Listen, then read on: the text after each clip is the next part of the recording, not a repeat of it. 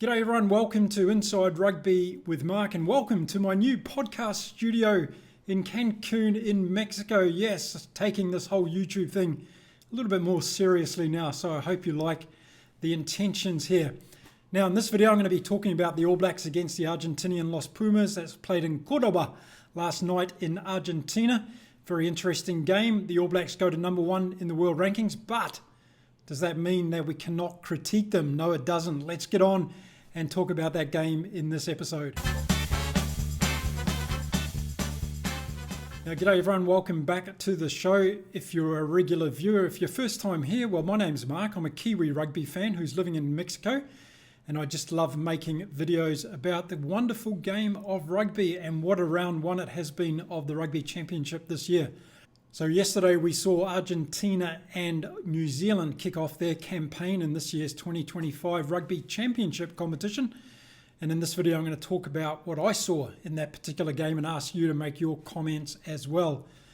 So the All Blacks were down with a few injuries. Of course, the likes of Taimati Williams still out and not available. Caleb Clark also not available in this team. Wallace Satiti missing as well. So was this All Black team going to have enough firepower to take on this Argentinian team? Now, a lot of the rugby pundits around the world haven't been talking about Los Pumas and the fact that a lot of their players didn't play against England in those two games, despite the losses Argentina had. That's right, Felipe Contepomi decided to rest a lot of his top 14 players in those two games, and therefore it was only against the British and Irish Lions that his top team came out.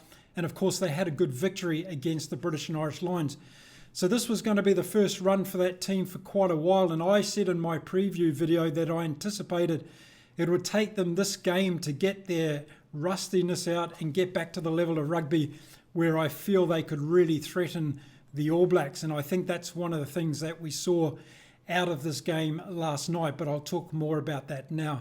Now, more people got into the Mario Kempes Stadium in Argentina for this game yesterday than got into Ellis Park to watch the Springboks, the world's number 1 team at the time, take on the Australian Wallabies. So well done to all the Argentinian rugby fans. Thank you for turning up to support our great game.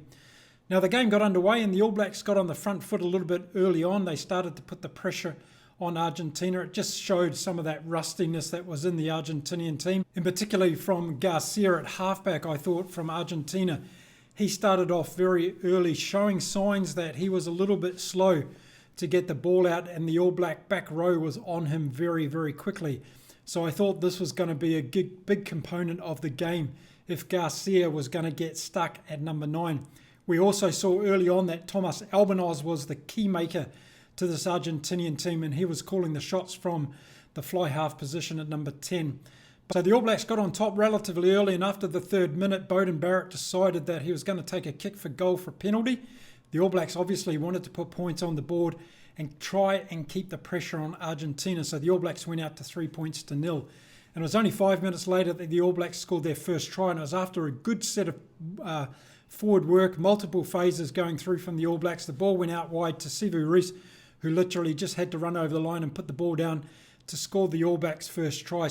And with Beauden Barrett getting the conversion over of that Reece try, the All Blacks went out to 10-0 in this game. And one might have thought at that stage, here we go, the All Blacks are going to do this quite comfortably. Well, it wasn't going to be that comfortable because Argentina were next to score in the 15th minute. Esgro went over for a very good try after a lot of pressure applied by the Argentinians down in the All Blacks 22, and they just kept working the multiple phases of play through their forwards, and finally the ball came out.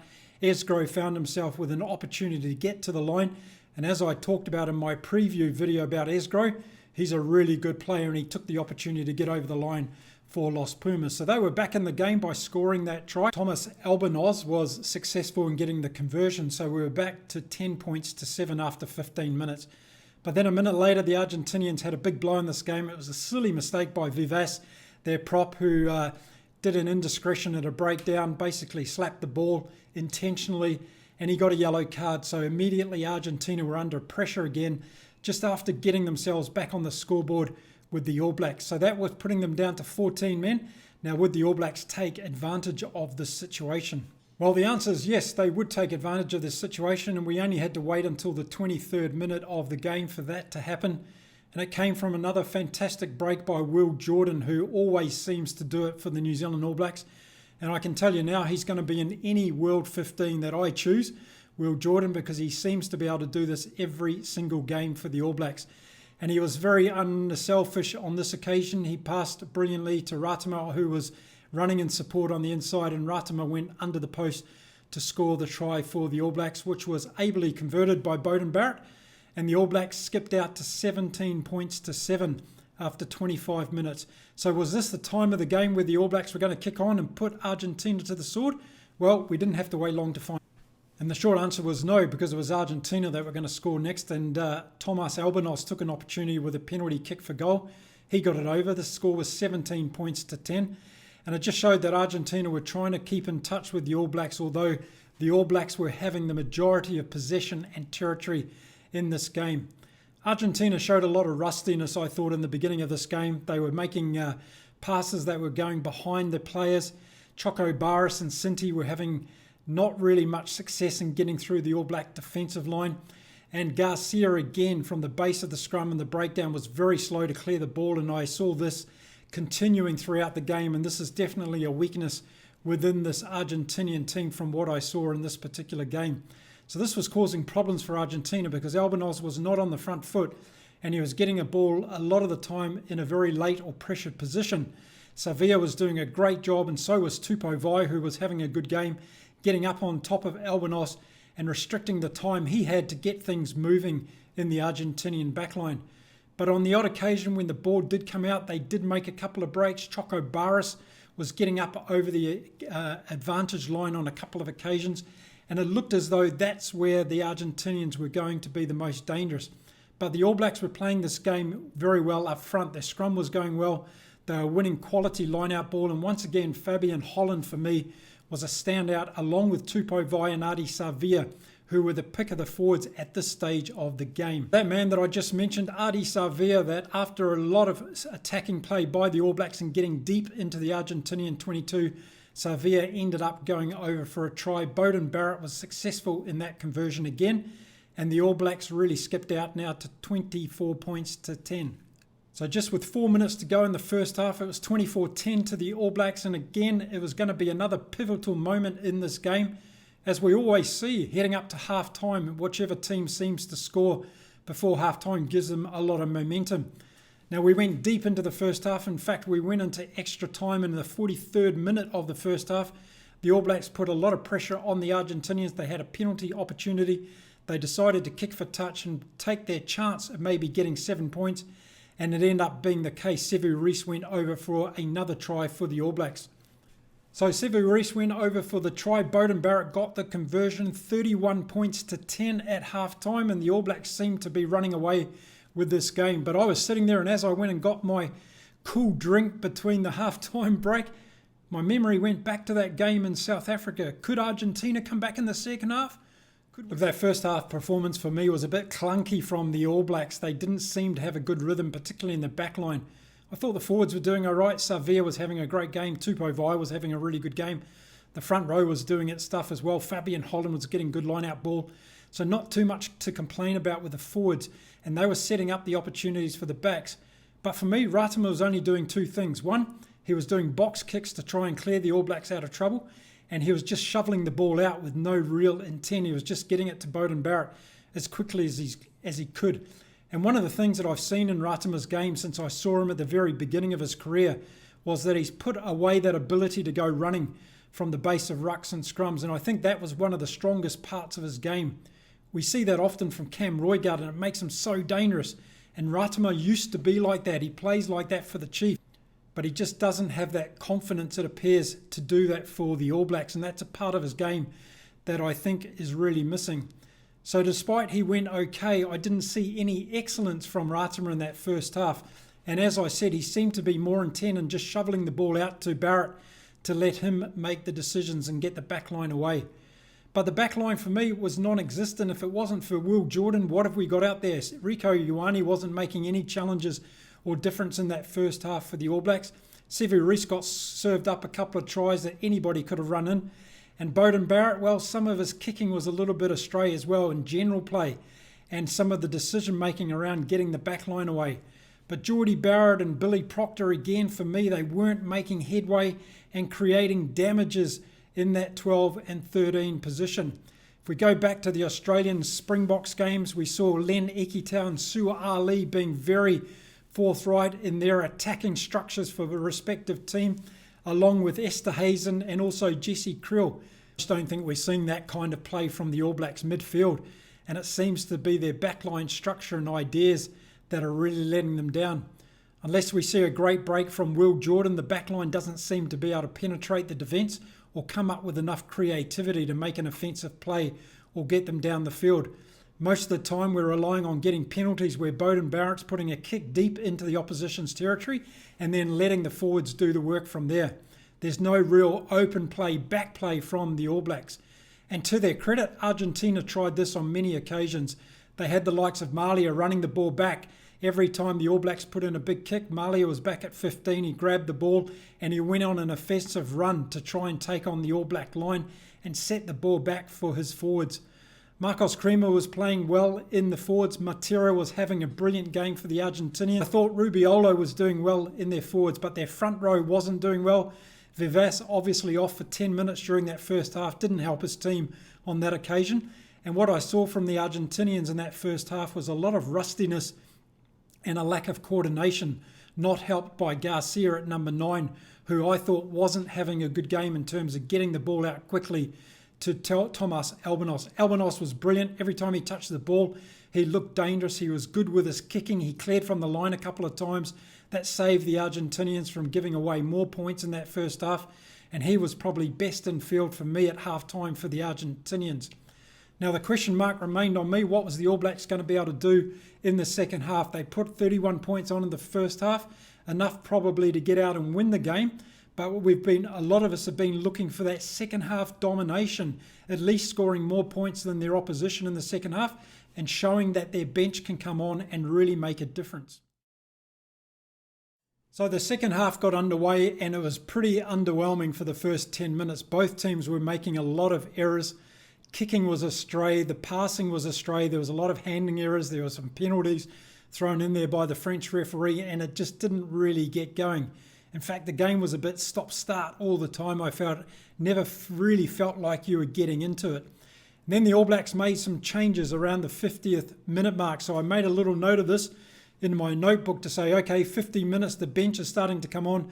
What impact are they going to have for the All Blacks? The score was 31 points to 10 at that stage. So I was making a big note of what was going to happen in this last 30 minutes so we could judge the All Blacks fairly on their performance. Well, we got to the 51st minute mark and Argentina were the ones to strike first. And it was that man, Thomas Albanos, who got over for a brilliant solo try. He's got to be one of the best 10s in world rugby at the moment. So Albanos went over for a great try. He was mistackled by Finlay Christie, who had come on. And you can see, some of you can see me smile for a particular reason. But yes, Finlay Christie missed the tackle on Albanos as he headed off towards the try line. So 31-10 at half-time became 31-17.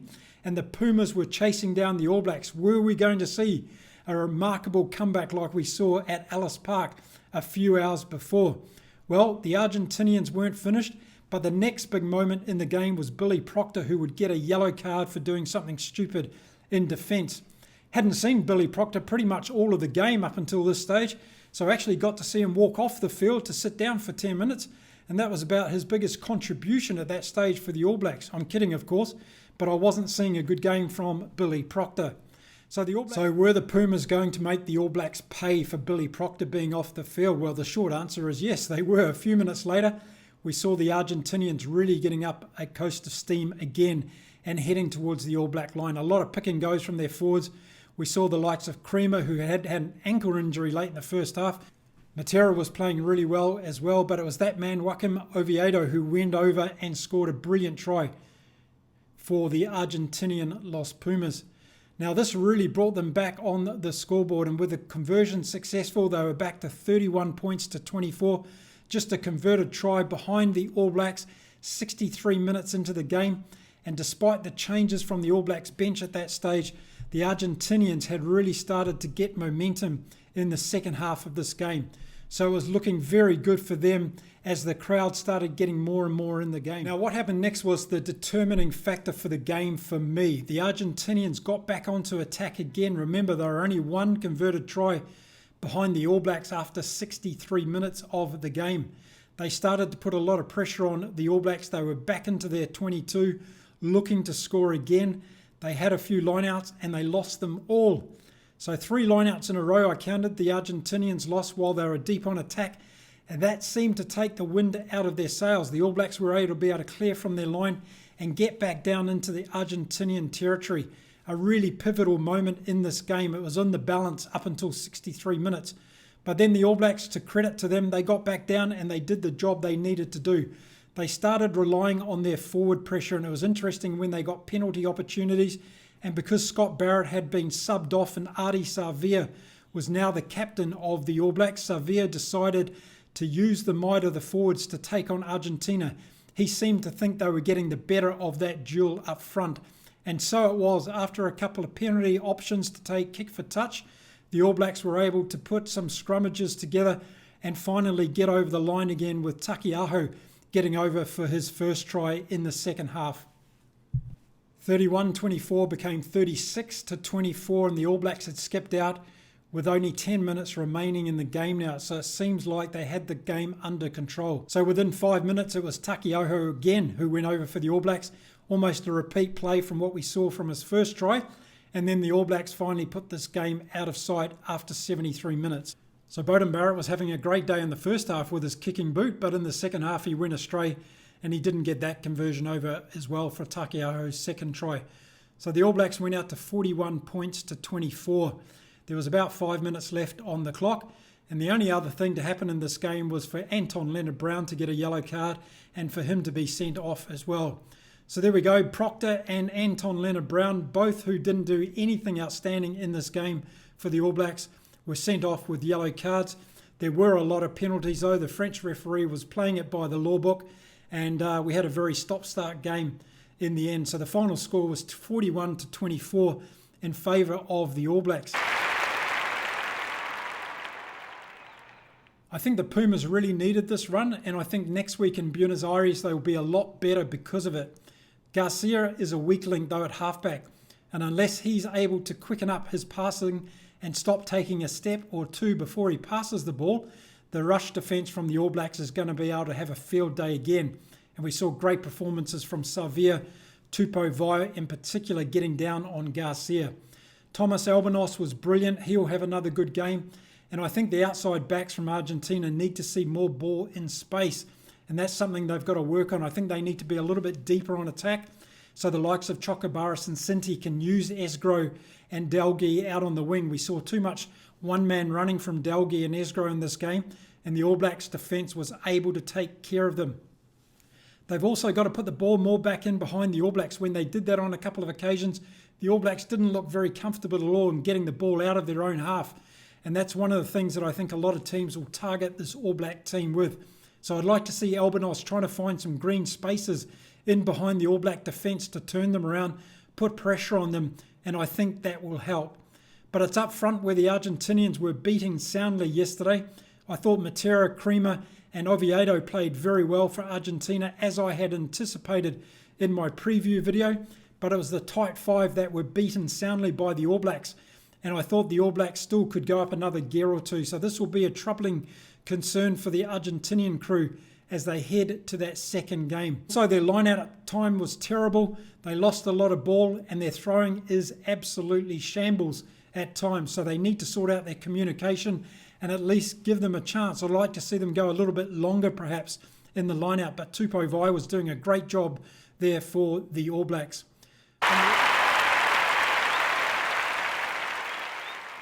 Okay, so what do I think of the All Blacks performances? Okay, they're number one in the world, but there's still a lot of potential in this All Black team to improve. And I think that can be one of the exciting things if you're looking at this from a critical point of view as an All Black supporter.